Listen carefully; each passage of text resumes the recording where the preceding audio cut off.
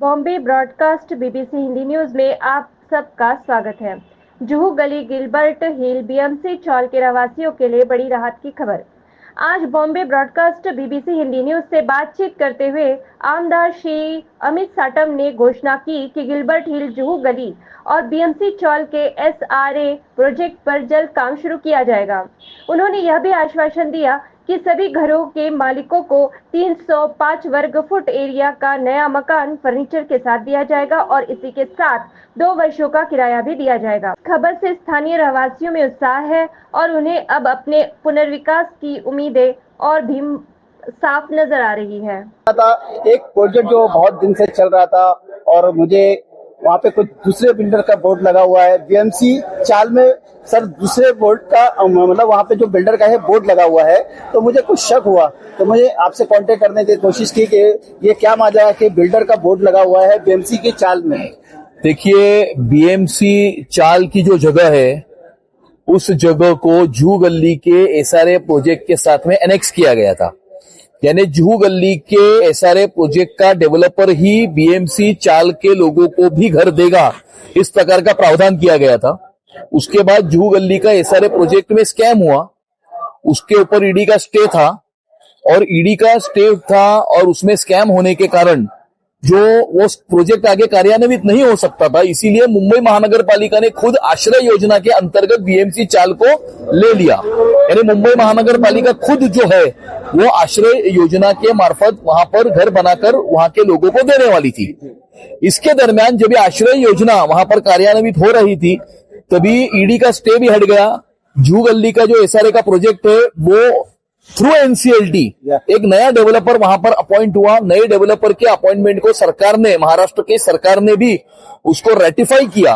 और उसके बाद में नए डेवलपर के अपॉइंटमेंट के बाद में नए डेवलपर ने इस प्रकार से रिक्वेस्ट की कि हमें ही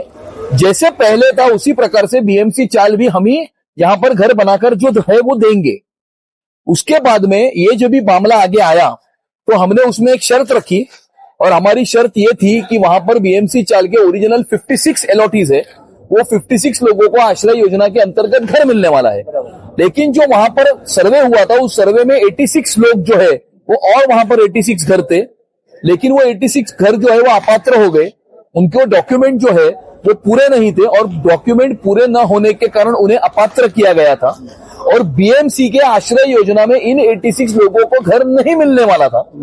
लेकिन चूंकि अभी डेवलपर कह रहा है कि हम यहाँ पर लोगों को घर देंगे, तो हमने उसमें यह कंडीशन रखी, हमें तो घर मिलने से मतलब है, मुंबई महानगर पालिका को घर वहां पर बन के मिलने से मतलब है। इसीलिए मैंने मुंबई महानगर पालिका को कहा कि अगर डेवलपर को ही वो घर बनाने को देने की आपको परमिशन देनी है तो जो 86 लोग बीएमसी चाल में रहने वाले जो 86 घर थे जो अपात्र हुए थे, कागजात नहीं होने के कारण वो अपात्र हुए थे, लेकिन वो बहुत सालों से 30-40 वर्षों से वहां पर रह रहे हैं, उन 86 लोगों को भी घर जो है वो उस प्रोजेक्ट में उस डेवलपर ने देना चाहिए। ये मैंने मुंबई महानगर पालिका के ऊपर उसके ऊपर दबाव जो है वो बनाकर रखा और मेरे दबाव बनाकर रखने के कारण बीएमसी के कमिश्नर ने वो वहां का जो स्कीम है उसको जुहू गली के साथ एनेक्स करने का जो अप्रूवल है वो दिया। लेकिन वो अप्रूवल देते समय उस डेवलपर के ऊपर उन्होंने ये मैंडेट किया है कि 86 लोग जो है जो वहां पर अपात्र हुए थे उन लोगों को घर वो डेवलपर देगा। और अभी जो लोग बेघर हुए थे, 86 लोगों के घर टूटे थे, 86 लोगों के कागजात नहीं होने के कारण वो अपात्र हुए थे, उन 86 लोगों को भी, यानी ओरिजिनल जो 56 है वो 56 को घर मिलेगा ही,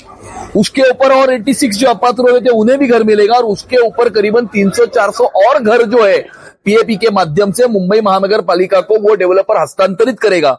सर, एक और मसला है, आपसे बार बार इस पे बातें होती रहती है, मेरे से लोग पूछते हैं कि जुहू गली, गिलबर्ट हिल, डोंगर बहुत बड़ा जो स्लम एरिया है उस पर आपने काफी मेहनत किया है, ईडी वगैरह आपने बहुत हटाया और उस पर लेके आए, आज प्रोजेक्ट आप लेके आए अपने काम पे उरूज पे है, ये कब तक प्रोजेक्ट चालू हो सकता है, लोगों को जानकारी होना चाहिए। देखिए, अप्रैल 2023 में मैंने महाराष्ट्र की विधानसभा में आवाज उठाई थी कि जुहू गली के एसआरए के प्रोजेक्ट के ऊपर जो वहां पर स्कैम हुआ, जो उसमें पहले के जो डेवलपिंग कंपनी के लोग थे वो जेल में गए थे, तो ईडी का स्टे इस प्रोजेक्ट पर से हटना चाहिए। तब के महाराष्ट्र के उप मुख्यमंत्री और तब के हाउसिंग मिनिस्टर आदरणीय देवेंद्र फडणवीस साहब ने 1 महीने के अंदर ईडी का स्टे जो है वो उस प्रोजेक्ट के ऊपर से हटवाया। उसके बाद में एनसीएलटी में जो पुरानी कंपनी को टेक ओवर नए डेवलपर ने किया, नए डेवलपर के अपॉइंटमेंट को महाराष्ट्र की सरकार ने भी रेटिफाई किया। और मैंने चुनाव के दरमियान अक्टूबर 2024 में ये मैंने ऐलान किया था कि जुहू गली का एसआरए का प्रोजेक्ट जल्द ही कार्यान्वित होने वाला है और जल्द ही मैं तुम्हें खुशखबरी देने वाला हूं। उस हिसाब से जुहू गली के एसआरए के प्रोजेक्ट के डेवलपर की अपॉइंटमेंट एनसीएलटी के माध्यम से हुई है, जिसे महाराष्ट्र की सरकार ने जो है वो उसको रेटिफाई किया है। और मैं आज आपको ये पूरे तमाम जुहू गली के अपने रहने वाले लोगों को ये कहना चाहता हूं कि आने वाले 2 महीनों में सारे लोगों को 2 साल का एडवांस रेंट जो है वो मिलने वाला है। नया डेवलपर जल्दी ही महाराष्ट्र सरकार की देखरेख में काम शुरू करने वाला है। सर यहाँ पे आपको रोकते हुए बहुत बड़ी खुशखबरी आप दे रहे हैं हमारे चैनल पे। आप महाराष्ट्र की सरकार की देखरेख में नई कंपनी वहां पर काम शुरू करने वाली है और वहां पर जो 5000 से ज्यादा लोगों को घर देना है, उन घरों का काम भी शुरू होने वाला है। उसमें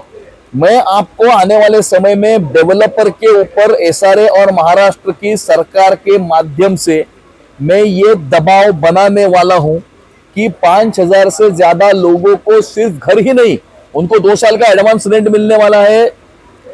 प्रोजेक्ट जल्दी शुरू होने वाला है, घर बनने की प्रक्रिया शुरू होने वाली है। लेकिन सिर्फ मेरा यह दबाव रहेगा डेवलपर के ऊपर कि लोगों को सिर्फ खाली घर नहीं, सेमी फर्निश्ड घर, ये 5000 से ज्यादा जुहू गली के रहने वाले लोगों को सेमी फर्निश्ड घर विथ मॉड्यूलर किचन, ये डेवलपर ने आने वाले समय में 305 स्क्वायर फुट का